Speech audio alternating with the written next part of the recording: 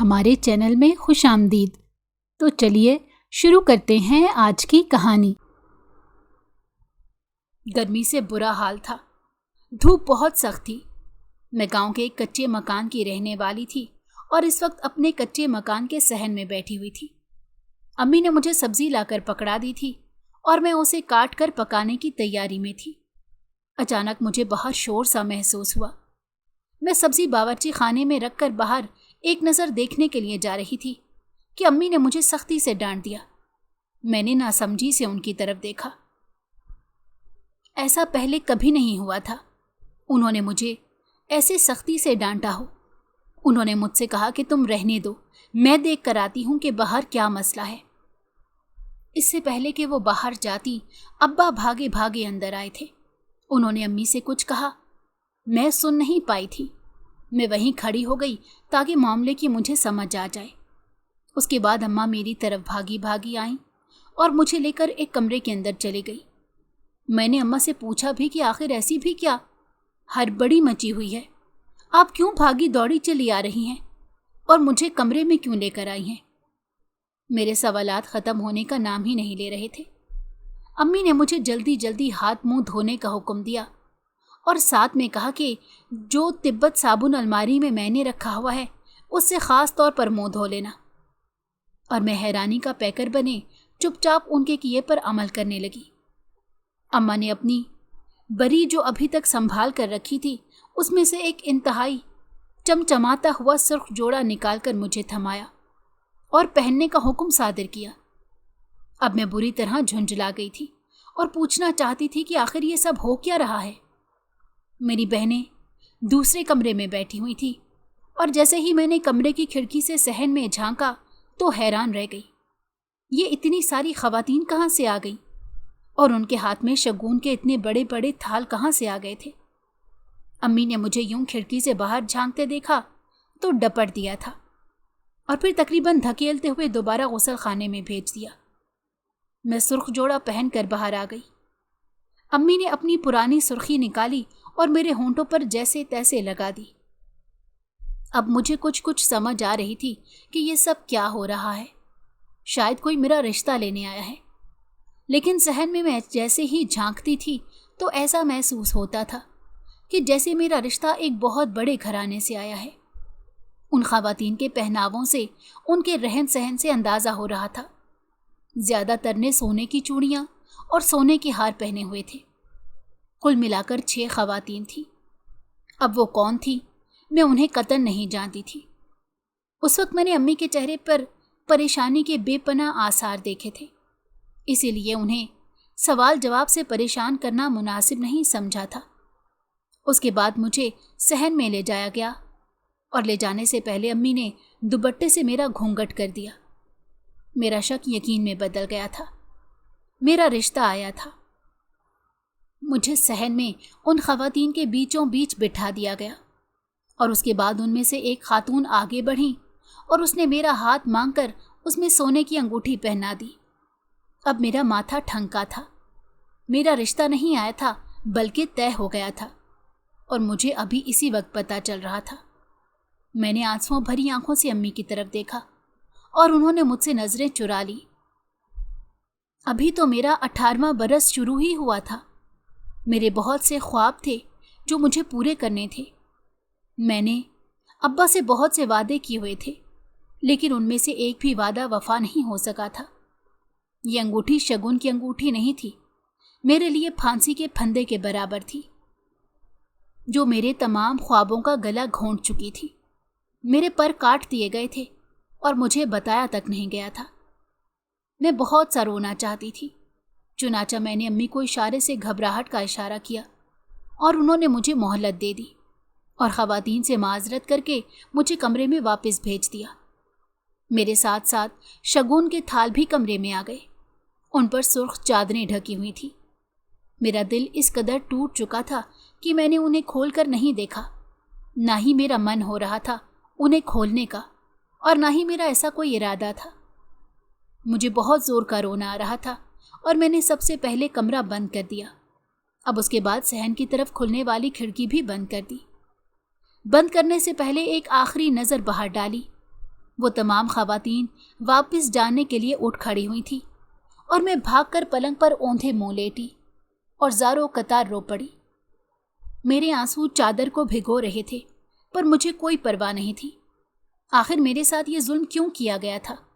मैं तो आगे पढ़ना लिखना चाहती थी, मैं आगे बढ़ना चाहती थी, मैं अपने ख्वाबों को ताबीर देना चाहती थी, मैं अपनी ज़िंदगी इस कच्चे मकान के नाम नहीं करना चाहती थी, बल्कि मैं ज़िंदगी में बहुत सी कामयाबियां समेटना चाहती थी। लेकिन अब सब चकनाचूर हो गया था और कुछ भी नहीं बचा था। मुझे मालूम हो गया था कि मेरा रिश्ता कहाँ तय हुआ था। मेरा रिश्ता बड़ी हवेली के पीर बहराम नवाब खान के घर पर तय हो गया था। मेरी बहनें तो खुशी से फूले नहीं समा रही थी और अम्मी भी बार बार अल्लाह का शुक्र अदा करते नहीं थकती थी। बस दो लोग खामोश थे, एक मैं और एक मेरे अब्बू। हमें कोई खुशी महसूस नहीं हुई थी, हालांकि उनकी हवेली का चर्चा पूरे गांव में था। वो बहुत बड़े नवाब थे और उनके घर रिश्ता तय होना एजाज से कम नहीं समझा जाता था। इंतहाई अमीर कबीर शख्सियतों में उस हवेली के रहने वालों का शुमार होता था। मेरी बहनें बार बार बड़े थाल को खोल खोल कर देख रही थी और उनमें से चीज़ें निकाल कर मुझे दिखा रही थी। उसमें सोने के 2 बड़े सेट थे, कपड़ों के 5 जोड़े थे जो इंतहाई कीमती और नफीस थे, और ऐसा महसूस होता था कि उनको ख़ास ऑर्डर पर बनवाया गया हो। मेरा बिल्कुल भी दिल नहीं हुआ था कि मैं उन पर एक नज़र भी डालूं। ये सारी मादी चीज़ें मुझे खुश नहीं कर सकती थीं। मैंने खाली खाली निगाहों से अपने अब्बा की तरफ देखा। मेरी आंखों में बहुत से सवाल थे। मैं उनसे पूछना चाहती थी कि आखिर उन्होंने मुझसे इतने वादे करने के बाद मेरी शादी क्यों तय कर दी और मेरा रिश्ता तय कर दिया और मुझसे पूछा तक नहीं, मेरी राय तक लेना मुनासिब नहीं समझा। मैं उनसे सब कुछ पूछना चाहती थी, लेकिन शायद मेरी ज़बान बंद होकर रह गई थी। आज पड़ोस से बहुत सी ख़वातीन अम्मी के पास आई थी और बार बार मुबारकबाद पेश कर रही थी। यहाँ तक कि कुछ ख़वातीनें तो अम्मी से उन कामों की लिस्ट भी बनवा ली थी जो मेरी शादी होने के बाद वो बड़ी हवेली वालों की मदद किए बगैर नहीं कर सकते थे। अब्बू ने अम्मी को मना भी कर दिया था, लेकिन अम्मी बगैर सोचे समझे खुश होकर सबकी मदद करने की हामी भर चुकी थी। इस बात को 1 हफ्ता गुजर गया था और मैंने ये तक पूछना मुनासिब नहीं समझा था कि मेरे होने वाले शौहर का नाम क्या है, वो कैसा दिखता है और वो क्या करता है। मेरा दिल एकदम से जैसे मुर्दा हो गया था। मुझे इन चीज़ों से कोई दिलचस्पी पैदा नहीं हुई। मेरी बहनें बार बार मेरी शादी वाले दिन का तस्करा करती रहती कि कब शादी होगी और कब हम नए जोड़े अब्बा हमें बनवा कर देंगे और हम पहनेंगे। अब्बा बिल्कुल खामोश हो गए थे। यूं महसूस होता था जैसे कोई राज है जो वो छुपा रहे हों। और फिर मेरे सर पर एक और धमाका किया गया। मुझे बताया गया कि अगले हफ्ते जुमे वाले दिन मेरा निकाह और रुखसती तय कर दी गई है। उस दिन मैं टूट कर रोई थी और मेरे रोने पर मेरे घर वाले परेशान हो गए थे। सिर्फ अब्बू थे जो मेरी हालत से मुझे लगता है कि थोड़ा थोड़ा समझ रहे थे। मुझे बार बार किसी अनहोनी का एहसास हो रहा था। मेरा दिल बार बार मुझे ये इशारा दे रहा था कि हम जैसे मुतवस्सित तबके के घरानों के लिए ये रिश्ता क्यों आया था। मेरे समझ से ये चीज़ बाहर थी। मैंने अम्मी से भी तस्करा किया था, लेकिन मेरी अम्मी इतनी सादा मिजाज थी कि उन्होंने मुझे ये कहकर चुप करवा दिया कि ये अल्लाह की ख़ास मेहरबानी है तुम पर, तुम इसको कबूल करो और नाशुक्री ना करो। और मैं उन्हें देख कर रह गई थी। जो चीज़ नामुमकिन थी वो अगर मुमकिन हो जाए तो इंसान को हैरत ज़रूर होती है। यही हैरत मुझे हो रही थी, लेकिन मेरे घर वाले इस चीज़ से बिल्कुल आंखें फेरे हुए थे। खैर, वो दिन आ गया जब मुझे इस घर से रुखसत हो जाना था। वैसे भी मेरा दिल तो मुर्दा हो ही चुका था। अब तो बस रस्म दुनिया ही निभाई थी। उन्हीं 5 जोड़ों में से एक जोड़ा मेरी शादी का था। मैंने वो ज़ेब तन कर लिया। जिसने मुझे देखा उसने कहा कि तुम्हारे चेहरे पर दुल्हनापे का रूप टूट कर आया है। अब मैं उन्हें क्या बताती कि ये रूप शादी का रूप नहीं बल्कि उदासी के गहरे साए हैं जिन्होंने मेरे चेहरे का रास्ता देख लिया था। मेरा निकाह हो गया था और मैं इतनी ज्यादा दुखी थी कि मैंने ध्यान ही नहीं दिया कि निकाह ख्वाह ने मेरे शौहर का नाम क्या लिया था। मुझे याद था तो बस इतना याद था कि मैं एक बहुत बड़े पीर बहराम खान न्याजी की घर की बहू बनकर जा रही थी। जहेज के नाम पर मुझे कुछ नहीं दिया गया और मुझे कुछ चाहिए भी नहीं था। मेरी रुखसती हो गई और मेरे आंसू खुश्क हो गए थे। मैं हवेली में लाई गई। एक बहुत बड़ी हवेली थी, लेकिन मैंने उसे सर उठाकर नहीं देखा था। मुझे मेरे कमरे में बिठा दिया गया और तमाम खवातीन चली गई थीं। अब मैं कमरे में अकेली थी। थोड़ी देर बाद दस्तक हुई और फिर कमरे का दरवाज़ा खुला और दरवाज़ा बंद होने की आवाज़ आई थी। मैं खुद में सिमट गई। मेरा घूंघट उठाया गया और ये देखकर मेरी हैरत की इंतहा नहीं रही थी कि मेरे शौहर के बजाय मेरे कमरे में कोई और दाखिल हुआ था। वो मेरे ससुर थे और जब मैंने उन्हें अपने ससुर को अपने कमरे में दाखिल होते देखा तो मेरे पैरों तले से आहिस्ता आहिस्ता ज़मीन खिसक रही थी। वो मेरे करीब आए थे और मैं तड़प कर पीछे हुई। ये भला क्या हरकत थी? ये बड़ी हवेली वाले ऐसे इस्तकबाल करते हैं नई दुल्हन का कि उसे खौफजदा कर दें। मेरे दिमाग में बेपनाह आंधी तूफान के झक्कड़ चलने लगे।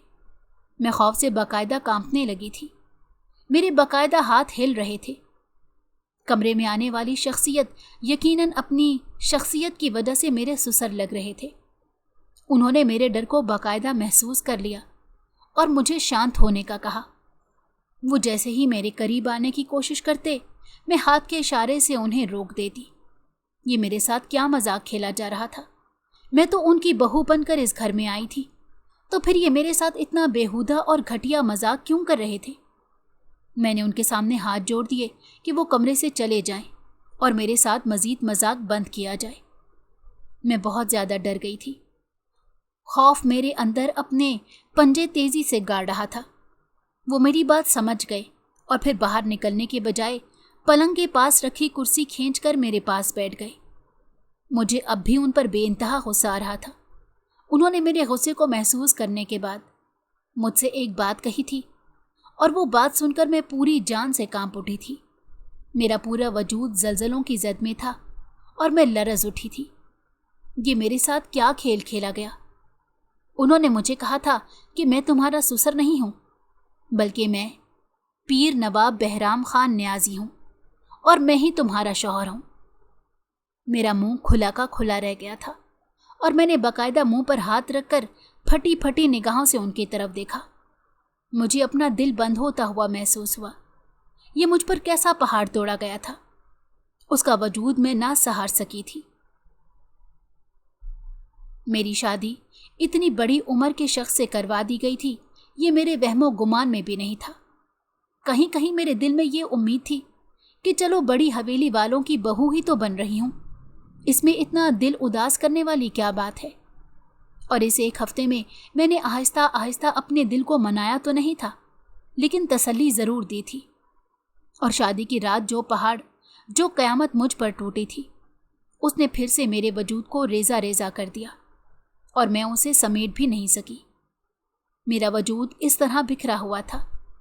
मैं अपने शौहर की बात सुनकर बेहोश हो गई थी और सब लोग परेशान हो गए। सबको इल्म हो गया था कि मुझे बताया नहीं गया था कि मेरी शादी किससे हो रही है। मैं तो उन्हें अपना ससुर समझ रही थी, जबकि वो तो मेरे शौहर निकल आए।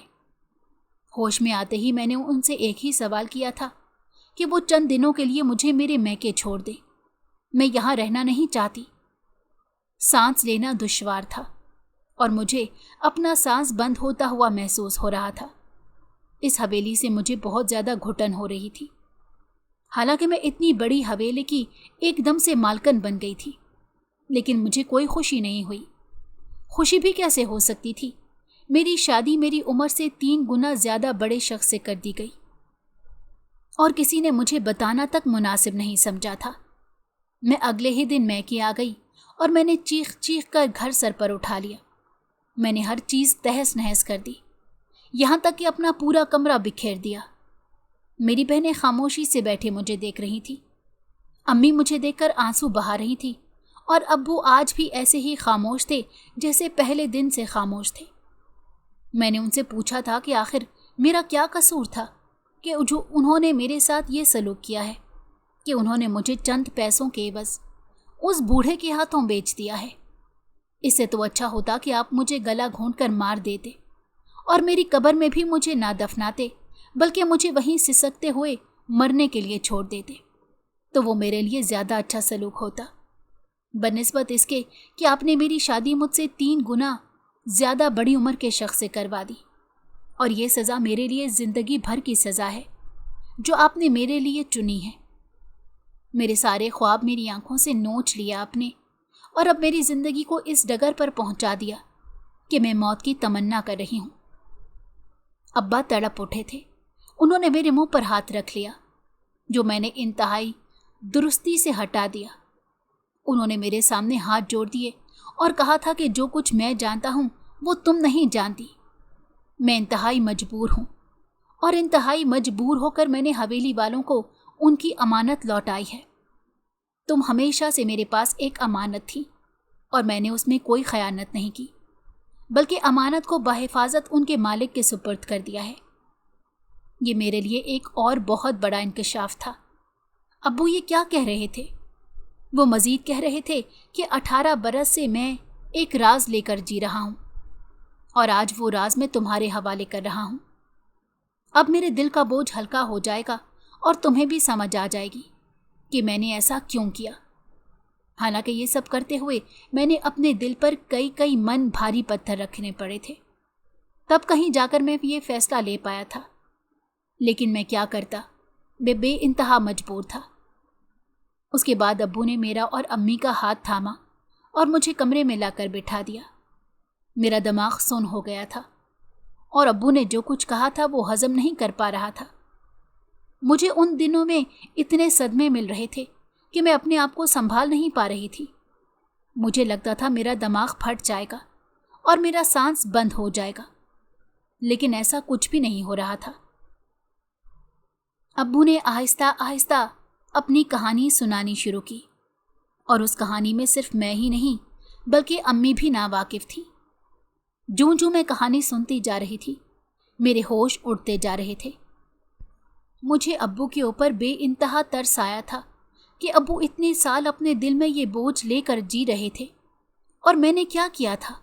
मैंने उन्हें कसूरवार ठहरा दिया था, जबकि कसूरवार तो खुद मेरी ज़ात थी, जिसने ना सिर्फ अम्मी अब्बू को बल्कि खुद अपने आप को ही डिबो दिया था। पीर बहराम के दादा ने एक मुंह बोली बहन बनाई हुई थी। चूंकि अल्लाह ने उन्हें बहन अता नहीं की थी, इसलिए उनके वालिद साहब ने यतीम खाने से 10 साल की बच्ची को गोद लिया, और यूं पीर साहब के दादा को बहन मिल गई थी। लेकिन बालिग होते ही उन्होंने हवेली के उसूलों की धज्जियां उड़ाई और भागकर शादी कर ली। पीर साहब ने अपनी उस बहन को माफ़ तो कर दिया था, लेकिन फिर यूं हुआ था कि उनकी बहन कत्ल हो गई, और उन्होंने सारा इल्ज़ाम उनके ससुराल वालों पर डाल दिया। उनके दादा अमन पसंद इंसान थे, इसीलिए वो लड़ाई नहीं चाहते थे। उन्होंने किसास के बदले में एक ऐसी शर्त रखी थी जिसे सुनकर सब दंग रह गए।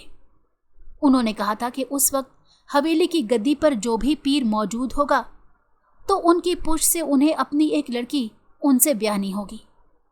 और अल्लाह का करना यूं हुआ था कि उनकी मुंह बोली बहन के ससुराल में गुज़िश्ता 2 पुश्तों से सिर्फ लड़के ही पैदा हो रहे थे, और तीसरी नस्ल में बिला आखिर लड़की पैदा हो गई। वो लोग बहुत डर गए थे, क्योंकि उस वक्त गद्दी पर जो शख्स बैठा था वो जवान था, और उस लड़की के जवान होते होते वो शख्स उसके बाप की उम्र को पहुंच जाना था। चुनाचा उसके वालिद साहब ने इस हकीकत को छुपाया था और अपने एक पड़ोसी को वो लड़की अमानत के तौर पर सौंप दी। उनके यहाँ मुर्दा बच्चा पैदा हुआ था। चुनाचा उस शख्स की बीवी को भी ये बात पता नहीं चल सकी थी, सिर्फ बूढ़ी दाई माँ सब जानती थी। यूं वो लड़की किसी और के घर में परवरिश पा रही थी, लेकिन क्या हकीकत भी छुपाने से छुपी है भला? सच बहरहाल सामने आकर रहता है। मैं यानी सवेरा इस हकीकत को सुनकर बेजान हो गई। मेरे वालिद मेरे हकीकी वालिद नहीं थे, बल्कि उन्होंने मुझे पाला था और नाजों से पाला था। उनके मुझ पर बेशुमार एहसानात थे और मैं क्या करने चली थी? मैं अपनी किस्मत का कसूरवार उन्हें ठहरा रही थी, जबकि उन्होंने 18 साल मुझे उस हवेली से बचा कर रखा था। वो लोग शहर आ गए थे और वहाँ मेरी परवरिश हो रही थी, लेकिन फिर मेरे वालिद साहब जिन्होंने मुझे पाला था, उन्हें कारोबार में बहुत बड़ा नुकसान हुआ और फिर उन्हें दोबारा अपने आबाई गांव आना पड़ा। हवेली वालों को पता चल गया, क्योंकि उन्होंने बूढ़ी दाई से पैसों के एवज मालूमात हासिल कर ली थी। अब उन्हें मेरी तलाश थी। चुनाचा उन्होंने अपने असर रसूख को इस्तेमाल किया और अब्बू को तलाश कर लिया। अब्बू ने लाख चाहा था कि ऐसा ना हो, लेकिन फिर भी मेरी किस्मत में ये लिखा हुआ था। इस हवेली के उसूल पत्थर पर लकीर थे, जिन्हें कोई तोड़ नहीं सकता था, और मैं उसी उसूल का शिकार होकर पीर साहब की बीवी बन गई थी। मैंने अब अपनी किस्मत को कबूल कर लिया और मैंने हवेली लौट जाने का फैसला किया। मैं हवेली वापस आ गई थी और हवेली की वीरानियों ने मेरा इस्तकबाल किया। पूछने पर मुलाजमों से मालूम हुआ कि पीर साहब किसी दौरे पर तशरीफ़ ले गए हैं। मैं अपने कमरे में आ गई थी और वहाँ बैठकर अपनी ज़िंदगी का जायज़ा ले रही थी। थोड़ी देर बाद दस्तक हुई तो मुलाजमा मुझे खाना देने आई थी, जबकि मेरा बिल्कुल भी खाने का दिल नहीं था। मैं इनकार भी नहीं कर सकती थी। मैंने वहीं मेज़ पर रखे रहने दिया था। खाना ठंडा हो चुका था। आधी रात गुजर चुकी थी और मेरी आंखों में कट रही थी। इस बार कोई दरवाज़ा खोलकर अंदर आया था और मैं चौकन्ना हो गई। अंदर पीर साहब तशरीफ़ लाए थे। उन्होंने मुझे सलाम किया। मैंने जवाब तक नहीं दिया। वो मेरी तरफ बढ़े और मैंने सेकंड के 1000वें हिस्से में अपना दुपट्टा उतारकर उनके कदमों में डाल दिया। वो गंग होकर रह गए। मैंने उन्हें कहा था कि आप मेरी इज्जत के रखवाले हैं, आप रहसन मत बने, मुझे वक्त दें। और वो हवेली के कमरे के अंदर ही मौजूद एक और कमरे में चले गए। जाते जाते उन्होंने कहा था कि तुम्हारी रजामंदी के बगैर कुछ भी नहीं होगा, बेफिक्र रहो। और मेरे अंदर ढेरों सुकून उतर गया। मैंने दुआ की थी कि वो अपनी बात पर कायम रहें। अगले दिन मेरी आंख देर से खुली थी, क्योंकि काफ़ी दिनों बाद मुझे गहरी नींद आई थी और एक तहफ़्फ़ुज़ का एहसास हुआ था। मैं हड़बड़ा कर उठी और कमरे से बाहर निकल कर देखा तो यूं महसूस हो रहा था जैसे हवेली में तो आधा दिन गुजर चुका है। मुलाजमों की चहल पहल थी। पीर साहब मुझे हवेली के वस्ती बड़े से कमरे में नजर आए। मैं नीचे जाने के बजाय मुलाजमों से पूछकर छत पर चली आई। हवेली बहुत बड़ी थी और रास्ते भी भूल भुलैयों जैसे थे। वहाँ मुलाजमीन सफाइयाँ कर रहे थे। मुझे आता देखकर सर झुकाकर अपनी सफाइयाँ छोड़कर मेरे एहतराम में खड़ी हो गई। मैंने उन्हें ऐसा करने से मना किया और सफाइयाँ जारी रखने का कहा। साथ ही साथ मैंने उनसे पूछा कि इस हवेली में कोई और नहीं रहता क्या, जिस पर वो खिलखिलाकर हंस पड़ी। उन्होंने कहा था कि पीर साहब के 5 बेटे हैं और सब के सब शादीशुदा हैं और उनके भी बच्चे हैं। आप एक तरह से दादी भी हैं। और मुझे उनकी बात सुनकर बेतहाशा गुस्सा आया, लेकिन मैंने अपने गुस्से पर काबू पाया। मेरे चेहरे से उन्होंने गुस्से की आसार देकर अपनी खिलखिलाहट बंद की और वहाँ से गायब हो गई। मेरा दिल चाह रहा था कि मैं अपना सर इन ग्रिलों में मार दूं जो हवेली की छत पर लगी हुई थी। मैं वहाँ बने बेतहाशा आलीशान झूले पर बैठ गई। मेरी जिंदगी भी तो इस झूले की तरह झूल रही थी और मैं चकरा कर रह गई। इसी असला में मुझे किसी के कदमों की आवाज़ सुनाई दी। अस्सलामु अलैकुम मामी। मैंने पीछे मुड़कर देखा। वहाँ एक खूबरू नौजवान खड़ा था। मुझे देखकर मुस्कुराया। मेरे माथे पर बल पड़े और मैं झूले से उतरकर जाने ही लगी थी कि उसने मेरा रास्ता रोका था। आप घबराएं नहीं, ये मेरे मामू की हवेली है और मैं आपसे मिलने आया हूँ। अब मुझे ये भी सुनना पड़ेगा। मैंने बेइख्तियार ठंडी सांस भरी और रुख फेर लिया था। मामू इस निकाह के खिलाफ थे, लेकिन हवेली के दरो दीवार में जो उसूल नक्श हो चुका था उसे बदला नहीं जा सकता था। चुनाचा ये निकाह उनको मजबूरी में करना पड़ा। उसूल भी इंसान ही बनाते हैं और उसे तोड़ते भी इंसान ही हैं। फिर कैसी मजबूरी? मैंने दो टोक लफ्जों में उससे कहा था। वो हैरान हुआ, शायद उसे मेरी साफ कोई बात कहने की तवक्को नहीं थी। मेरा नाम सफ़ीर है, उसने कहा था। मैं तुम्हारी सवेरा मामी हूं। मैंने लफ्ज मामी पर जोर दिया। आप वाकई इस हवेली के लिए सवेरा साबित होंगी, उसने मुझे देखकर कहा। मैं चुप रही थी और उठकर नीचे आ गई थी। उसकी आंखों ने दूर तक मेरा पीछा किया। हवेली में काफी चहल पहल थी। मालूम करने पर पता चला कि पीर साहब के सारे बेटे हवेली वापस आ गए थे। वो लोग कहीं घूमने गए हुए थे और अब हवेली की रौनक बढ़ गई थी। मैंने बहुत से बच्चे देखे थे। पीर साहब मुझे उन सब के दरमियान लाए और उन सबको अपने निकाह से आगाह किया। वहां सबको सांप सूंघ गया।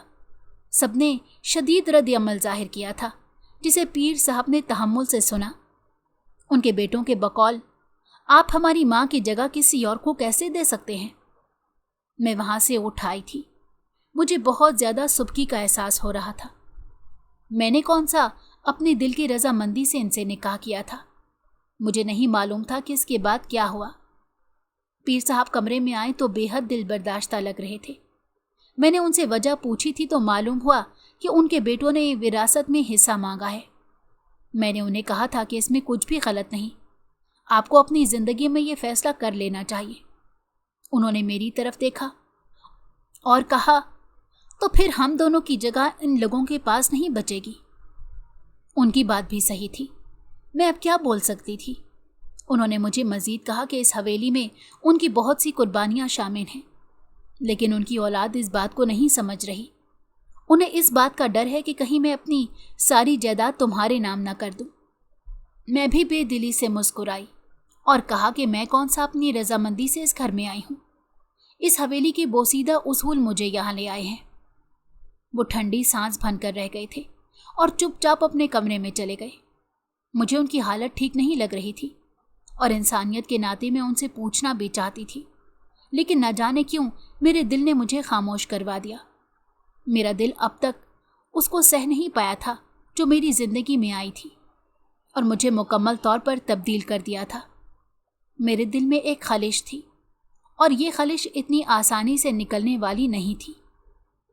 दूसरे दिन मैं दोपहर के वक्त हवेली के वसी आंगन में बैठी हुई थी जब पीर साहब का बड़ा बेटा मेरे पास तशरीफ लाया। उसने आते ही अपने दिल की भड़ास निकालना शुरू की और कहा था कि तुम्हें शर्म से डूब मरना चाहिए। तुम्हारे बाप ने पैसों की लालच में तुम्हें बेच दिया। और मेरी बर्दाश्त की हद खत्म हो गई। मैं जोर से चिल्लाई और उसे मजीद कुछ भी कहने से रोक दिया। मैंने उससे कहा था कि खबरदार, अब उसने मेरे बाप के बारे में एक लफ्ज़ भी कहा तो मैंने मजीद कहा था, ये तुम्हारी हवेली के उसूल ही थे जो मुझे यहाँ लाए हैं, वरना मैं इस हवेली को अपनी पाँव की जूती के नीचे रखती हूँ। मेरे लिए मेरे रिश्ते ज़्यादा अहम हैं, ना कि हवेली और इसकी दौलत। मैं बेइंतहा मजबूर हूँ, वरना मैं एक पल भी यहाँ ना रहूँ। और अगर तुम्हें इतना ही ज़्यादा मसला है तो तुम अपने बाप से कहो कि वो मुझे तलाक दे दे, तो मैं इसी वक्त यहाँ से चली जाऊँगी। एक पल भी मैं इस वीराने में ना रहना चाहूँगी। ये दौलत, ये हवेलियाँ तुम्हें मुबारक हों, जो मेरे लिए किसी अजाब से कम नहीं।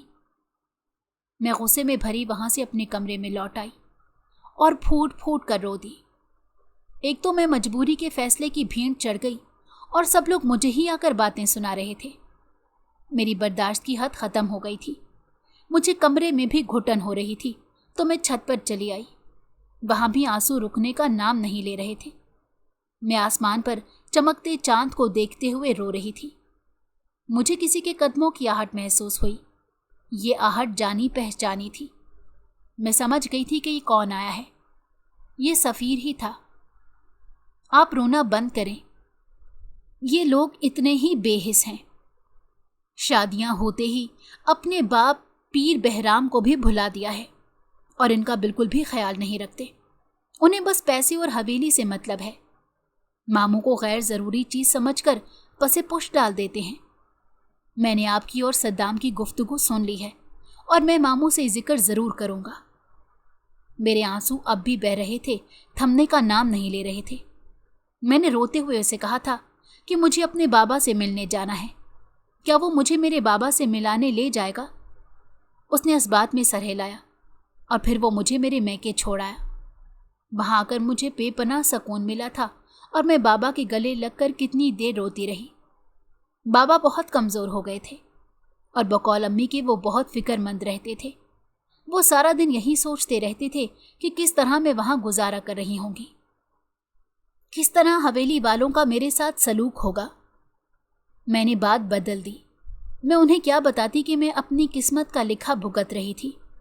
پیر صاحب کا رویہ تو ٹھیک تھا، لیکن ان کی اولاد، وہ میرے پیچھے ہاتھ دھو کر پڑ گئی تھی اور مجھے یہاں سے نکالنا چاہتی تھی۔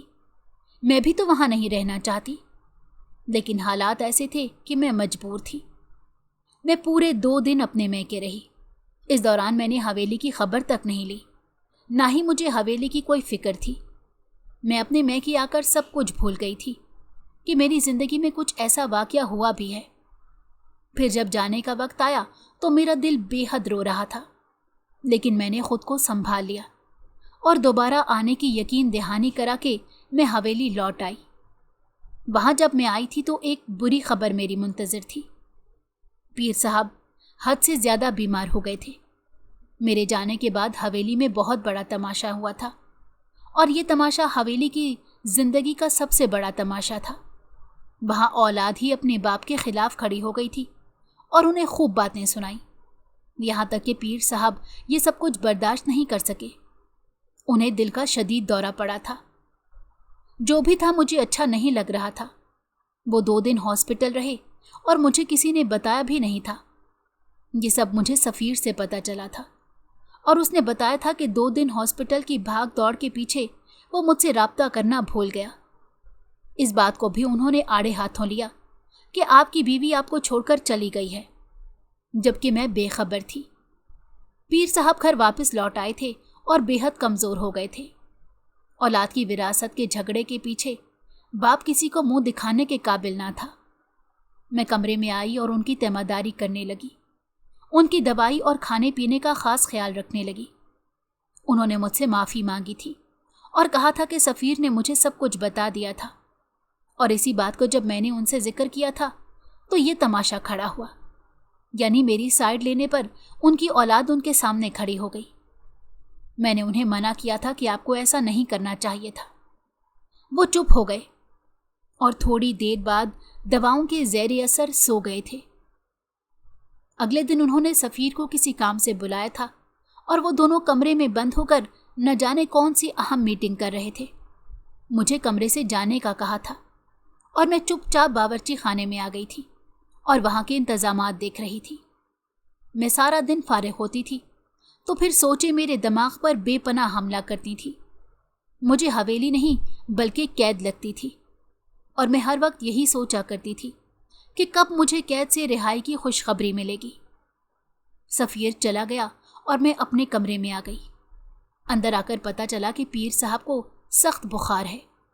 میں نے دوبارہ سفیر کو بلانے کا کہا، اور پھر جب وہ آیا تھا تب تک بہت دیر ہو چکی تھی۔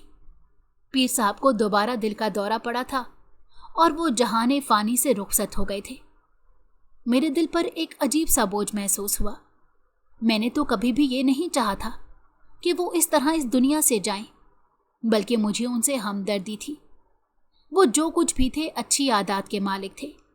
میں یہ اعتراف کرنے پر مجبور ہو گئی تھی۔ مجھے نہیں معلوم تھا کہ ان کے جانے کے بعد زندگی مجھ پر اور بھی تنگ ہو جائے گی، اور ان کی اولاد نے مجھ پر ان کو مارنے کا الزام لگایا، اور اس الزام کی وجہ یہ بتائی کہ میں ان کی بیوہ بن جاؤں، جس سے مجھے ان کی وراثت میں حصہ ملے گا، جو کہ طلاق کی صورت میں ملنے والا نہیں تھا۔ میرا دل چاہ رہا تھا کہ زمین پھٹے اور میں اس میں سما جاؤں۔ حویلی کے اس ایک بوسیدہ اصول نے مجھے کہیں کا نہیں چھوڑا تھا۔ میرا دل چاہا تھا کہ میں ابھی اسی وقت اس حویلی سے واپس لوٹ جاؤں، لیکن واپس لوٹنے کا مطلب یہ تھا کہ ان کے الزامات بالکل صحیح تھے، اور میں ایسا نہیں چاہتی تھی۔ میں جس عزت سے یہاں آئی تھی ویسی ہی عزت سے واپس جانا چاہتی تھی۔ میں نے ان الزامات پر کان نہیں دھرا اور دنیا کی نظر میں عدت پوری کرنے اس حویلی میں ہی موجود تھی۔ اسی دوران حویلی میں بہت سی چمگوئیاں ہونے لگی، اور مجھے ملازموں سے پتہ چلا تھا कि वो लोग मेरी शादी कुरान से करवाना चाहते थे। ये सुनकर मुझे सदमा लगा। ये लोग दौलत के लिए इस हद तक गिर सकते थे कि बिल्कुल एक गैर शरई अमल करने के लिए राजी हो गए। मैंने खुद से अहद कर लिया कि मुझे इस हवेली के बोसीदा उसूलों को तोड़ना है और उसके लिए मैं कुछ भी करने को तैयार थी। लेकिन मैं नहीं जानती थी कि मैं अकेली थी। वो लोग सब एक साथ थे। दौलत ने उनको एक ही जगह, एक ही सफ में ला खड़ा किया था। उन्होंने बाकायदा ऐलान करवा दिया था कि वो अपने बाप की बेवा की शादी कुरान से करवाने वाले हैं। वैसे भी ये रस्म बहुत आम थी और इसकी अहम वजह यही थी ताकि जायदाद में हिस्से की दावेदारी ना की जाए। अब मैंने सोच लिया था कि मैं अपने साथ ये जुल्म नहीं होने दूंगी, मैं इनकार कर दूंगी। और वैसे भी ये मुकद्दस किताब की बेहुरमती और तौहीन ही तो थी कि एक इंसान से उसकी शादी करवा दी जाए। वो सब मेरे पास आए थे। उन्होंने अपना फैसला सुनाया। मैं बिल्कुल खामोश रही और वो मेरी खामोशी से तंग आकर चले गए। उसके बाद सफ़ीर मेरे पास आया था और उसने जो कुछ कहा वो मेरे लिए नाकाबिल यकीन था। उसने पीर साहब की वसीयत मुझे पढ़कर सुनाई थी, जिसमें साफ और वाज़ेह तौर पर लिखा था कि मेरे जाने के बाद सवेरा को इसके घर वापस भेज दिया जाए और हवेली के हिस्से कर दिए जाएं और सवेरा को बिल्कुल भी तंग ना किया जाए। मेरे जाने के बाद सवेरा का हवेली से कोई ताल्लुक़ नहीं रहेगा। साथ ही साथ उन्होंने अपनी एक ज़मीन मेरे नाम कर दी थी। मुझे सुकून सा महसूस हुआ। मेरे पास ही ये वसीयत थी सबूत के तौर पर पेश करने के लिए, और मैं उसके लिए भी पीर साहब की बेहद शुक्रगुजार थी, जिन्होंने अपनी फहमो फिरासत से मेरे मुस्तकबिल को महफूज कर दिया था। उन्होंने यानी पीर साहब के बेटों ने मेरी कुरान से शादी की बाकायदा तकरीब का ऐलान कर दिया और पूरा गांव वहां मौजूद था। मुझे दुल्हन बना कर लाया गया क्योंकि मेरी इद्दत ख़त्म हो गई थी। उसके बाद उन्होंने कुछ रसूमात अदा करनी थी, लेकिन मैंने गांव के मजमे के सामने पीर साहब की वसीयत पढ़कर सुना दी। पढ़ते पढ़ते आखिरी लाइन पर मैं जैसे ठहर सी गई थी, वो मैंने हज़फ कर दी थी और बेख्तियार सफ़ीर की तरफ देखा। मेरे वसीयत पढ़ने पर सबको अंदाज़ा हो गया था कि पीर साहब ने अपने बाद पीरी मुरीदी के सिलसिला मुकम्मल तौर पर ख़त्म कर दिया है और हवेली के हिस्से होने पर यह हवेली भी जल्द ख़त्म हो जाएगी। चुनाचा खान न्याजी की इस गांव में इजारादारी अब ख़त्म हो गई थी। मेरी वसीयत पढ़ते ही पीर साहब के बेटों को सुकून हो गया। उसके बाद उन्हें कोई परवाह नहीं थी कि मेरी शादी कुरान से होती है या नहीं, क्योंकि उन्हें पता चल गया था कि मेरा इस हवेली में कोई हिस्सा नहीं था और सिर्फ ज़मीन का एक टुकड़ा ही मेरे नाम किया गया था। मुझे तो ये भी नहीं चाहिए था, लेकिन ये पीर साहब की तरफ से एक तोहफ़ा था जो मुझे दिया गया। मैं अपने घर वापस आ गई और मेरी ज़िंदगी का ये बाब ख़त्म हो गया। लेकिन ये बाब सच में ख़त्म नहीं हुआ था। पीर साहब ने सफ़ीर को मुझसे निकाह करने का कहा था। मैंने सफ़ीर को ऐसा कोई भी इशारा नहीं दिया था और अपने घर वापस आ गई थी। लेकिन मैं नहीं जानती थी कि उसने अपने मामू की वसीयत के साथ साथ अपने दिल की भी सुनी थी। वो मेरा रिश्ता लेकर घर आया। मेरे बाबा वैसे ही उस कम उम्र नौजवान से बहुत ज़्यादा मुतासिर थे। उन्होंने बग़ैर किसी चूं चरा के रिश्ता कबूल कर लिया। लेकिन मैं अभी तक शादी नहीं चाहती थी और मैंने सफ़ीर को ये बात बता दी थी। वो भी मान गया था।